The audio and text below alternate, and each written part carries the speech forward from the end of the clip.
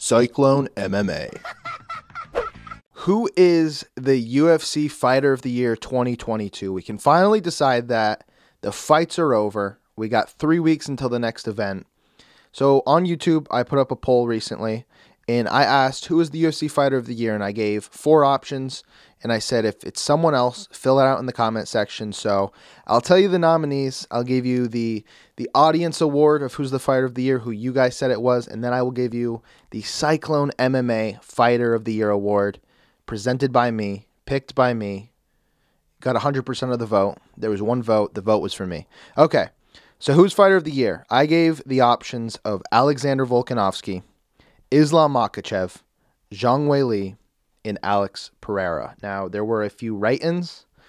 Someone said Khamzat Chimaev. Someone said Leon Edwards.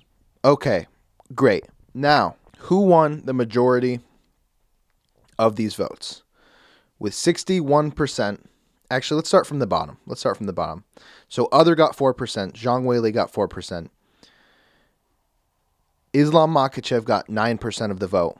And so it's left with 23% and 61% between Alex Pereira and Alexander Volkanovski.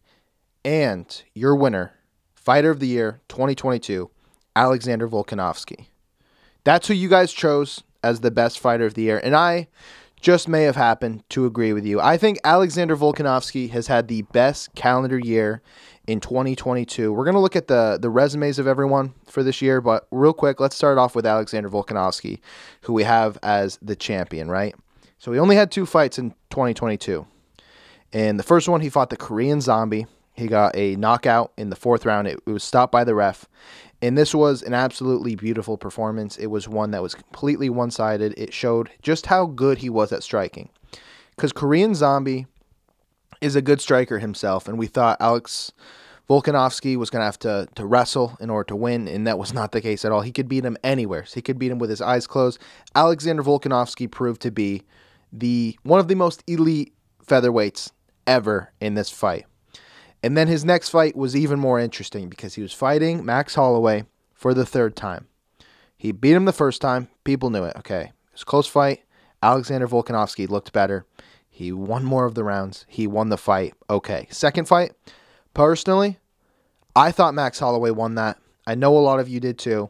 Again, a very close fight. If you want to argue that Volkanovski took the last 3 rounds, fine. I will accept it, but I think a lot of people question whether or not he was the greatest featherweight on the planet at that time. You look at the 3rd fight, it is clear Alexander Volkanovski is the best featherweight. He beat an all-time great in Max Holloway, and he made it look easy. And now he's going for greatness. He's going to take on Islam Makhachev in 2023. He wants the lightweight title. Insane that this is happening. Good for you, Alexander Volkanovski. Go get it. You are the UFC Fighter of the Year. And we'll look at the other resumes of the other fighters. Islam, he had a solid year. He had a really good year, dude. Khabib 2.0, he's here. He beat Bobby Green, 1st round, just dominated him. Then he beat Charles Oliveira. He submitted him in the 2nd round. And Charles Oliveira had a lot of hype going into that fight, and Islam stole it all. He said, "You're not the man. I'm the man." He showed him what was up. Islam looked great. He is a tank. And he owns the greatest division in the sport. The lightweight division, that is the premier division. That is the who's who's. That is the best fighters. And he owns it right now. Zhang Weili had 2 spectacular performances. She fought She didn't fight herself. That'd be weird. She fought Joanna Jędrzejczyk. Spinning back fist knockout. Just looked beautiful in there too. Just dominated. A fight that is a rematch and was really, really close the first time around. And then the second time around, she just dominated. She looked so much better than she has ever before. A good bounce back from 2 losses to end her 2021 year. And then she got the championship back after that. She fought Carla Esparza. She got a submission in the 2nd round. In a fight we weren't sure how it was going to go. We knew who the best strawweight on the planet was at that time, and her name is Zhang Weili. And then we have Alex Pereira, who had 3 fights in 2022. He beat Bruno Silva in a decision that I think a lot of people thought was kind of lackluster. Bruno Silva kind of brought it a little bit. We just had a lot of hype behind Alex Pereira, so seeing a decision and not a finish was underwhelming, but also those are some super unrealistic expectations and really high expectations for a fighter. He followed it up by knocking out Sean Strickland in the first round. In 2 minutes into the first round, just flatlined him with a left hand. And then he fought Israel Adesanya, had one of the comebacks of the year, right? Knocks him out in the 5th round, takes the middleweight belt, beats Adesanya for the 3rd time in combat sports. Insane story. Insane. Then you have Khamzat Chimaev. He fought twice. He fought Gilbert Burns. Absolute banger. The first time he's actually been tested in his career. Then he fought Kevin Holland because of a weird last-minute change due to him missing weight. That's the thing about Khamzat Chimaev. It's hard to give him Fighter of the Year when he missed weight.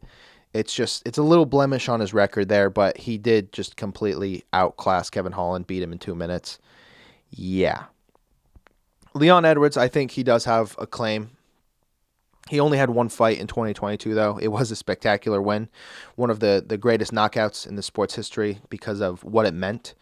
He was fighting an all-time great. He was fighting a pound-for-pound #1, and he knocked him out with a head kick in the 5th round in a fight that he was losing. It is the ultimate Rocky Balboa story. But with all that being said, Alexander Volkanovski, you are the Fighter of the Year, according to my audience, according to me, and then I think there's been some other awards out there that have given it to Alexander Volkanovski. But, yeah, dude, great year. I'm looking forward to seeing what happens in 2023 because he's fighting Islam Makhachev, and that is just like the #1 and #2 guy on the planet fighting each other. I'm excited. I know Islam is a heavy favorite, so I'm excited to see how, Alexander Volkanovski tries solving that puzzle. All right, guys. Peace out. I'm losing my voice. Whoa.